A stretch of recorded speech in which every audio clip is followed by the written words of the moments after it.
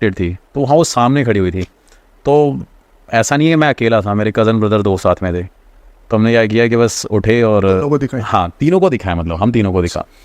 हम आए और आने के बाद बैठ गए वापस, सारे एक दूसरे से कह रहे हमने चुड़ैल देखी, क्योंकि मूवियों में ऐसे ही होता था, वाइट कपड़े पहने हुए, लंबे लंबे बाल हैं, या तो कोई सुंदर है या किसी का फेस जला हुआ है, जैसे कि स्टोरीज सुनते हैं हम मूवियों में। तो उसका फेस दिखा था आपको?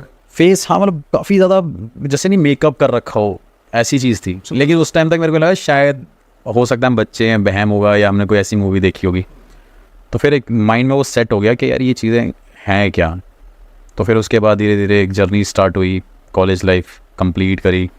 उसके बाद ऐसे ही फ्रेंड्स सारे कहते थे हॉन्टेड प्लेस पे चलते हैं, देखते हैं कौन वहाँ पे एंटर करेगा, कौन जाएगा। Then I was the one who decided to go there कि मुझे जाना है और मैं जाऊँगा और पार्टी दोगे तुम लोग।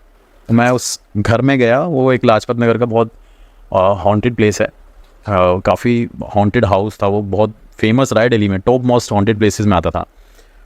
तो वहाँ जाने के बाद मैं गया, देखा कि कुछ वाइब तो है लेकिन कुछ देखा नहीं है तो बिलीव कैसे कर लें। फिर उसके बाद वहाँ गए, पार्टी ली, तो ये जर्नी ऐसे स्टार्ट हो गई। लेकिन तब तक मैं नॉन बिलीवर रहा कि नहीं है नहीं।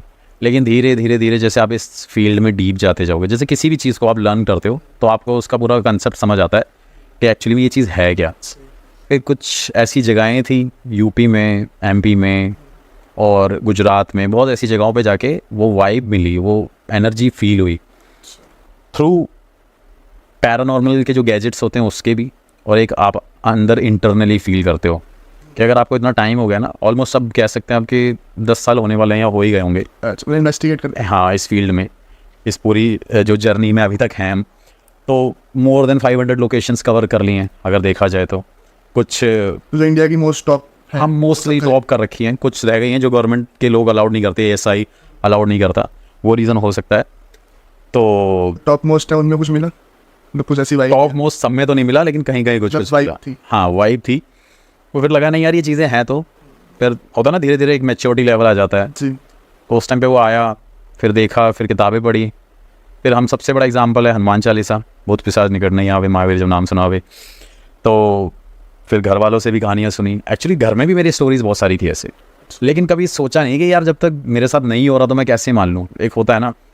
फिर उसके बाद कुछ लोकेशंस पे गए, फील हुआ, कनेक्ट किया वाइब से। तो फिर उसके बाद जब हमें वो रिस्पॉन्स मिलने लग गए गैजेट्स के थ्रू, और खुद एक, क्योंकि हम स्पिरिचुअली भी स्ट्रॉन्ग हैं, मतलब करते हैं हम भी तपस्या या तप करते रहते हैं। मतलब देखो वैसे पैरानॉर्मल एक इन्वेस्टिगेटर इस फील्ड में नहीं जाएगा कि उसने भगवान का नाम जपना है, ये सब करना है, वो सब नहीं करेगा। वो सिर्फ साइंटिफिक प्रूफ के उस बिहाफ पे बात करता है।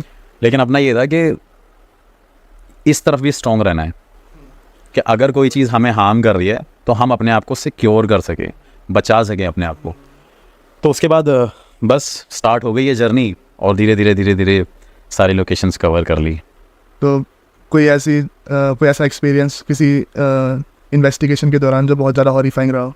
यार देखो, मैं भी उत्तराखंड आया हूँ तो मुझे लगता है कि उत्तराखंड का एक एक्सपीरियंस बता देता हूँ और तुम्हारे यहाँ के पास का बताता हूँ। ठीक है। कि आज से 1 साल पहले मैं देहरादून में आया था, एक शमशान घाट था वहाँ पे।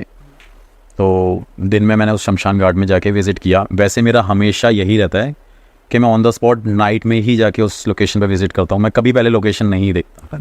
ये मेरा खुद का है कंसेप्ट, क्योंकि अगर मैं पहले जाके वो देख लूँगा तो मैं उस वाइब को फील नहीं कर पाऊँगा, क्योंकि फिर पता होगा ना कि रूम कहाँ पे है, ये जगह कहाँ पे है, सब कुछ पता होगा। तो मैंने क्या किया कि चलो हम एक शमशान घाट है जो जंगलों के बीच में है, और वहाँ की स्टोरी पता चली थी कि वहाँ पे रात को नलका चलता है उस शमशान घाट पे। तो वो शमशान घाट जो है वो चलता हुआ है या फिर वो? नहीं, रनिंग है, अभी भी रनिंग है। तो शमशान घाट में पता चला कि नलका चलता है, और फिर एकदम हो गया वो अंदर कि चलो क्यूरियोसिटी हुई, दिल्ली से पता चला, फिर देहरादून में भी अपना घर है। तो मैंने सोचा कि चलो यार भाई रहते हैं वहाँ पे, चलते हैं और एक्सप्लोर करके आएंगे उस लोकेशन को। गए, उस दिन में गए, उस विज़िट करके आए उस लोकेशन पे। कुछ फील नहीं हुआ, ऐसा लगा जो नॉर्मली होता है। फिर उसके बाद रात में डिसाइड किया 12-1 बजे हम वहाँ पे गया, लेकिन वहाँ पे मैंने नलका चलते तो नहीं देखा, लेकिन कुछ ऐसी वाइब्रेशन वहाँ पे थी और हमारे गैजेट्स पे हमें वो रिस्पॉन्स मिले कि वहाँ पे कोई ना कोई एनर्जी एग्जिस्ट ज़रूर कर रही है। और वहाँ का जो केयर टेकर था, जो शमशान घाट को केयर टेक करता था, उसने मुझे बताया कि यहाँ पे नलका चलता है और यहाँ पे भूत प्रेत पिशाच घूमते रहते हैं जो कि मेरे को रात भर परेशान करते हैं, लेकिन अब मैं यहाँ का ही हो गया हूँ, अब मैं यहीं रहूँगा क्योंकि अब ये मेरे दोस्त हैं। एक होता है ना, आप ऐसी बात सुनते हो तो थोड़ा सा जो केयर टेकर, तो थोड़ा सा अजीब सा लगता है कि ऐसी बातें कर रहे हैं, क्योंकि पढ़े लिखे लोग इन चीज़ों को नहीं मानते। इवन मैं भी बोलूँगा कि यार कैसी बात कर रहे हो आप। तो मैंने कहा चलो ठीक है, अंधविश्वासी होगा कोई जो ऐसी बात कर रहा है। लेकिन जब मैं रात को विज़िट करने गया कि ठीक है यार अब इस लोकेशन को एक्सप्लोर करते हैं, तो वहाँ पे वो साइन मुझे मिले, नलका चलता नहीं मिला, लेकिन कुछ ना कुछ मुझे वहाँ पे फील हुआ।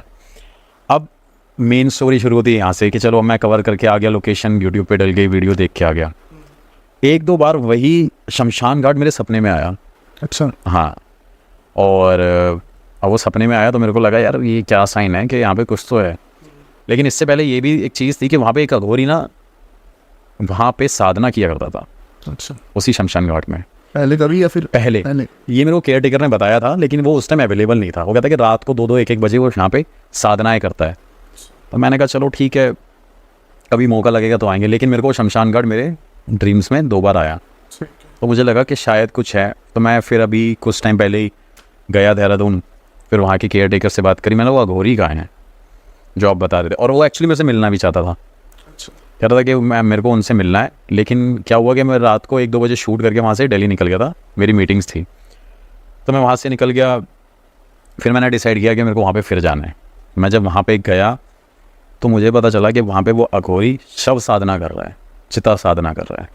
अब मुझे कंसेप्ट नहीं पता कि कैसे होते हैं, क्या है, क्या रीज़न होते हैं, लेकिन बताते हैं कि उनको शांत करने के लिए, उनको मुक्ति देने के लिए। तो वहाँ मैं गया और मैंने देखा कि अघोरी ने वहाँ पे साधना शुरू करी। रिकॉर्डेड है, वो पूरी वीडियो बनी हुई है, मैं वहाँ पे अवेलेबल हूँ। मतलब वो मैंने इन्वेस्टिगेशन भी वहाँ पे कर ली उस टाइम पे।